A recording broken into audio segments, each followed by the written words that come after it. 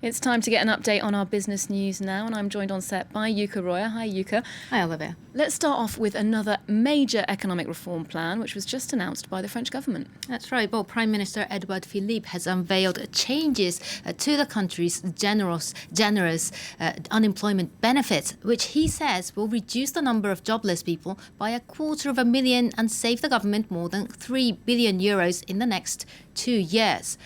A bonus-malus system will be introduced to try and discourage companies from relying on short-term contracts, while conditions for workers to be eligible to receive benefits will be toughened.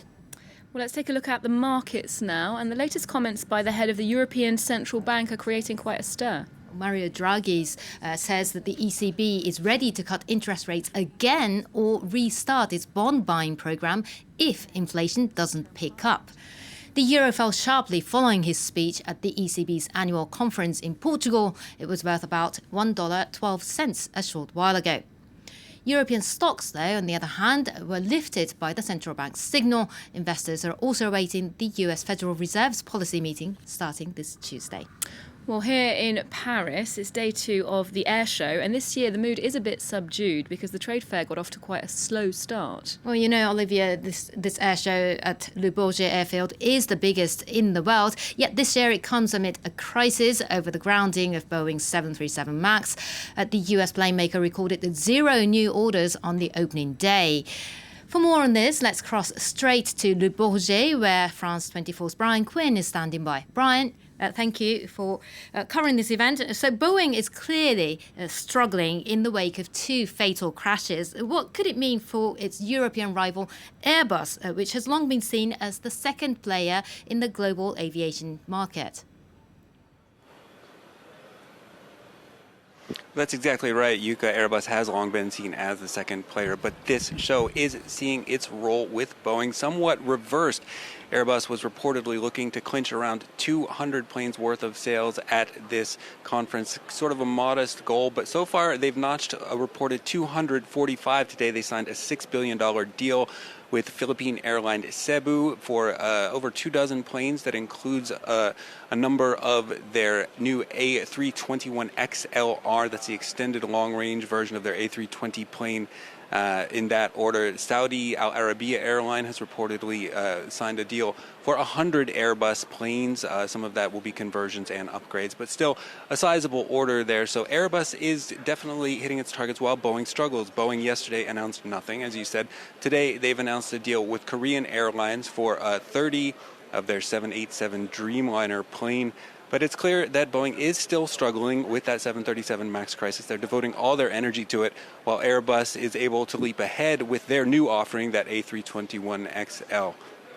And it's not just the 737 MAX crisis that's weighing on Boeing. At this show, the new 777X, the latest series of the wide-body 777 range, is apparently hitting a wall as well. That's right. Boeing's engine supplier, GE Aviation, has announced that they've hit a snag with a part in one of the engines that's been developed for that cutting-edge twin-engine 2-aisle jet, the 777X. Some unexpected wear in an engine part, obviously leading to some reliability concerns. What that means is they're going to take that engine apart and replace that part, redesign it, and that's going to mean more testing, which is going to further push back the launch of the 777X. How many sevens did I just say? 777X. Until at least 2020. It was expected for 2020. It could be even later now. So overall, it's a bit of a subdued air show this year then. That's right. This is a market that's worth at least 150 billion euros a year, largely split between Boeing and Airbus, that duopoly. And both, honestly, are struggling a bit. In 2019, their orders were way down, very, very slow. Boeing, for the first few months of the year, announced no orders at all, and then their orders in the last 2 months have been half of what they were in previous years. Analysts going into this show expected that sales could be as low as half of what they were 2 years ago. Now projections anywhere from 400 to 800 planes on offer to be signed total. But last year's Farnborough Air Show in the UK saw 945 planes sold. So in any way you slice it, best case scenario, it's still a slowdown, obviously. There's a lot going on in the global economy. Trade wars, for one thing, are putting a chill on global GDP, and that is putting a chill on investment in the airline sector. We've seen a couple of small airlines collapse in recent months. There was Jet in India and WOW Air in Iceland. That also putting a chill on the market. Lufthansa has just announced a profit warning. So the market as a whole is growing, but it's cautiously growing, and this air show is clearly a reflection of that. Right, Brian Quinn, thank you for that update. Next up, Facebook has just unveiled plans to launch a cryptocurrency called Libra. It's the latest effort by the company to expand beyond social networking into e-commerce and banking. Solange Majan has the details. A year in the making and thought to cost $1 billion. Facebook has unveiled Libra, an attempt to bring digital currency to the masses and to compete with other cryptocurrencies like Bitcoin. The social media giant has released this presentation touting Libra's prowesses, saying the new currency could soon be as commonplace and useful as cash for Facebook's 2.4 billion monthly users.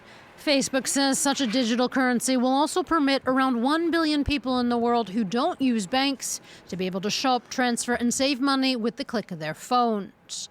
At select exchange shops, cash will be able to be converted into digital Libras. And to avoid fluctuations like those that have plagued Bitcoin, the currency will be pegged to other major currencies.